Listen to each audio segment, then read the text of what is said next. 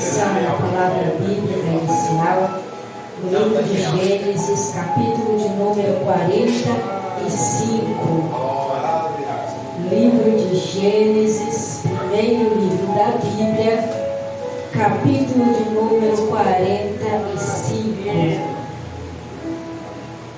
Vai dizer assim a leitura: Então José não se podia conter diante de todos os que estavam com ele, e clamou: Fazei sair daqui a todo varão, e ninguém ficou com ele. Quando José se deu a conhecer a seus irmãos, e levantou a sua voz com choro, de maneira que os egípcios o ouviram, e a casa de Faraó o ouviu. E disse José a seus irmãos: Eu sou José, vive ainda meu pai? E seus irmãos não lhe puderam responder, porque estavam pasmados diante da sua face. E disse José a seus irmãos: Peço-vos, chegai-vos a mim. E chegaram-se. Então disse ele: Eu sou José, vosso irmão, a quem vendestes para o Egito. Agora, pois, não vos entristeçais, nem vos pese os vossos olhos, por me haverdes vendido para cá. Porque para a conservação da vida, Deus me enviou diante da vossa face. Vamos orar. Maravilhoso Deus e poderoso Pai, graças te damos, Senhor, por mais um dia estarmos na tua presença, mais uma sexta-feira consagrando as nossas vidas e ofertando o nosso culto de louvor e adoração a ti, Pai. Meu Deus maravilhoso, fala conosco nesta noite, fala com a tua igreja, usa os teus servos, usa o teu filho que irá ministrar a tua palavra, usa cada um que tiver uma oportunidade, Senhor. Meu Deus poderoso, derrama unção, derrama graça, derrama autoridade, Senhor, nas nossas vidas e no nosso meio, e trabalha poderosamente da forma que quiseres, em o nome poderoso de Jesus. Amém. Podeis assentar, adorando, bendizendo e glorificando o nome santo e poderoso de Jesus. Estava meditando neste texto, nestes versículos, e eu me impressionei com a postura cristã que José teve. Somente nesses versículos que nós lemos, e mais alguns à frente que não foi citado, mas nós podemos tirar 6 posturas de um verdadeiro cristão através deste testemunho de José. E o primeiro testemunho que nós podemos aprender com José foi que quando ele se reúne ali na presença dos seus irmãos, aquele momento crucial que os irmãos não sabiam, não o conheciam, sabiam apenas que ele era uma autoridade, que ele era o governador, que ele era alguém importante no Egito. Mas ali naquele momento em que José está diante dos seus irmãos, pronto para se revelar, ele primeiro pede que todos aqueles que não são da família se retirassem. Todos aqueles que não faziam parte da casa de José se retirassem, saíssem dali. E José fica apenas com os seus irmãos.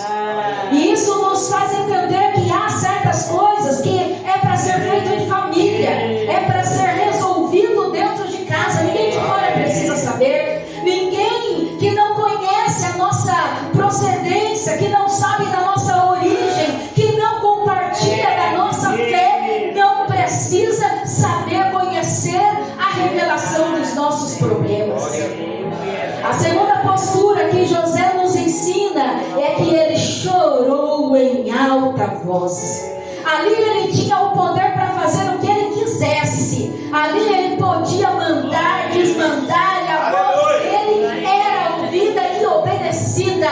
Mas ele se contristou, o seu coração se quebrantou e ele chorou. Um choro de quebrantamento, quebrando o nosso eu, o seu eu. Porque imagina estar diante de pessoas tão amadas, mas pessoas tão amadas que te fizeram mal. Porque muitas das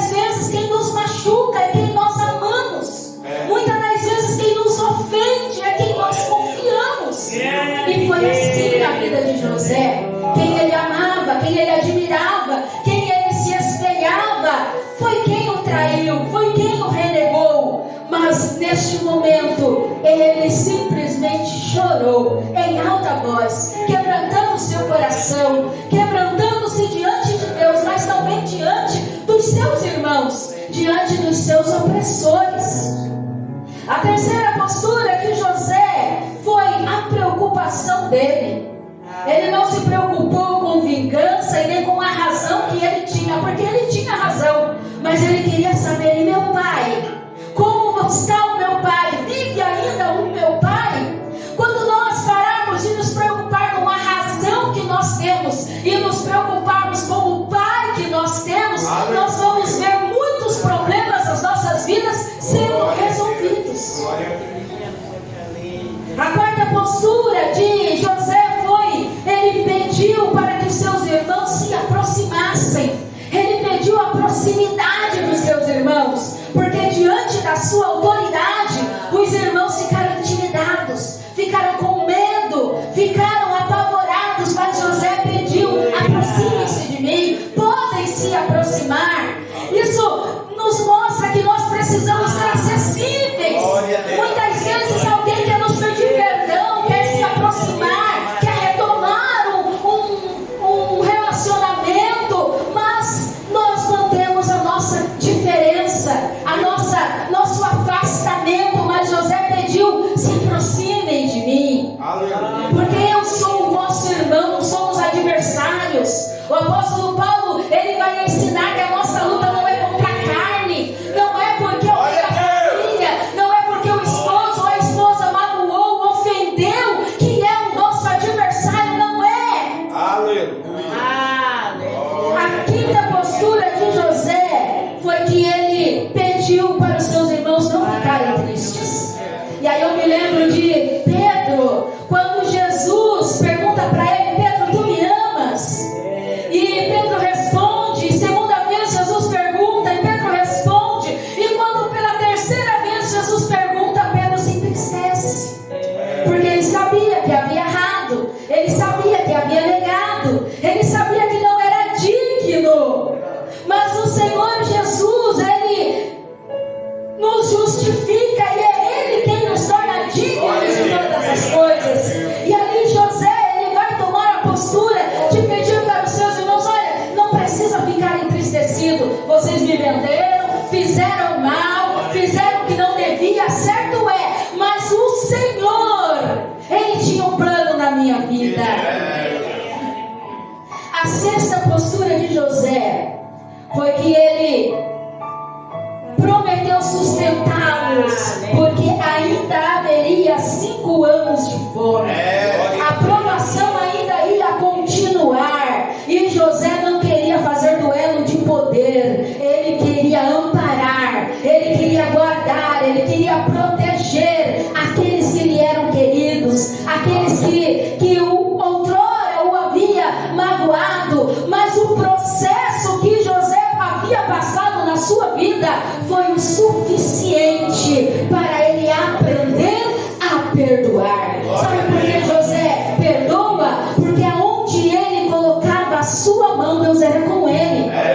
Quando Deus é conosco, a gente perdoa. Quando Deus é conosco, a gente se aproxima de quem nos ofendeu. Quando Deus é conosco, a gente consegue cicatrizar feridas abertas. Quando Deus é conosco, nós conseguimos passar qualquer barreira, qualquer dificuldade e voltar a ter um convívio cristão, atitude cristã, e fazer conforme José, ele fez aqui nessa passagem. Que nós possamos nos espelhar nessa postura de José, porque traição de familiares nós também sofremos, ser vendido nós também somos, ser maltratados também, jogados em cisternas, quantos de nós já não formos? Talvez não no modo literal, mas dificuldades todos passamos. Mas aquele que passa com Cristo é justificado, vence, sai de escravo para governar, tem um propósito certo na sua vida, e Deus não vai deixar perecer, ainda que muitos trabalharam para que isso aconteça. Eu gosto muito daquele versículo que o profeta Eliseu